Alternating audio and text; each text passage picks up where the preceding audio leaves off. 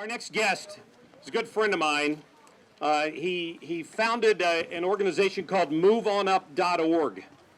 And if there's one thing that the Republican Party needs, it is to make people realize who don't necessarily always think that they could vote Republican that we share a lot of values in common. I mean, Chris has worked hard at that his whole life. Very often, he's a guest on my show every Tuesday, and he often fills in for me and others on FM News Talk 97.1. Ladies and gentlemen, my brother from another mother, Christopher Arps. Thank you. And I tell Mark the check is in the mail for that great introduction. And Bill, what a great speech. I have to follow that, so I'll try. First of all, good morning, Patriots. Is this a great day that the Lord has provided for us to celebrate the spirit of America? Now, before I start, I've got 3 questions to ask you guys. 1, how many of you are being paid to be here today? 2. Are you? No! And we'll talk about that later. How many of you received an email from a Republican conservative AstroTurf organization? And wait, before you answer that, AstroTurf organization is the fake grassroots activism that we saw during the run-up to the Obama debate. You know, they'd have people out there protesting with signs, trying to make everybody think that Obamacare was popular.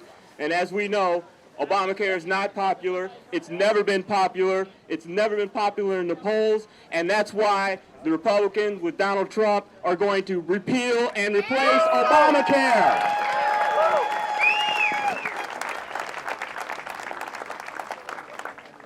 Bear with me here, but I didn't memorize my speech. All right. Now, some of you know that I was not a supporter of Donald Trump during the primaries. Really? Yes. I was a supporter of Ted Cruz. I worked for Ted Cruz's campaign in Iowa. I then went to South Carolina, and then I came back here to Missouri and worked on the campaign. I was wrong too. You know, even after Mr. Trump secured the nomination, I was still not wildly supportive of him, as many of you know. But I put my country first over my feelings. Yes. And I voted for Donald Trump for president. Now, does my voting for Mr. Trump mean I support all the late-night Twitter storms? Or what I deem some of the unnecessary distractions he brings upon himself and his administration? Of course not.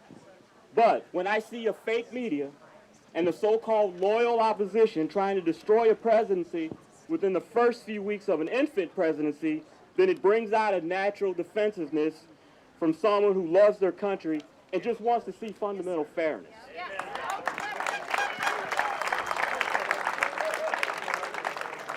You see, this rally and those happening all around the country today are bigger than one man. They're bigger than any political party, bigger than even the institution of the presidency. This rally is about the spirit of America and preserving that spirit for our generation and for the generations to come.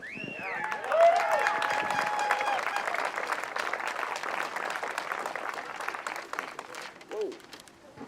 Radio host and TV personality Mark Levin said the Constitution is the magnificent government on the face of the earth. And the reason is this: because it was intended to preserve the American society and the American spirit, not to transform it or destroy it. Founder Patrick Henry said, when the American spirit was in its youth, the language of America was different. Liberty, sir, was the primary object. Almost 250 years later, the American spirit, in my opinion, is still in its youth because liberty and freedom never gets old.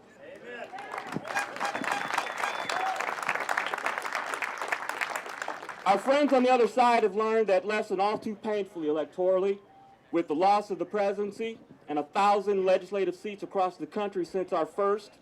Most Americans reject the heavy hand of the government intruding in their lives, and they let the jackass party know resoundingly by going to the ballot box and letting their voices be heard. Our friends on the other side somehow believe that by letting their voices be heard, by rioting, looting, disrupting congressional town halls, or by wearing special hats with derogatory names, will be just as successful.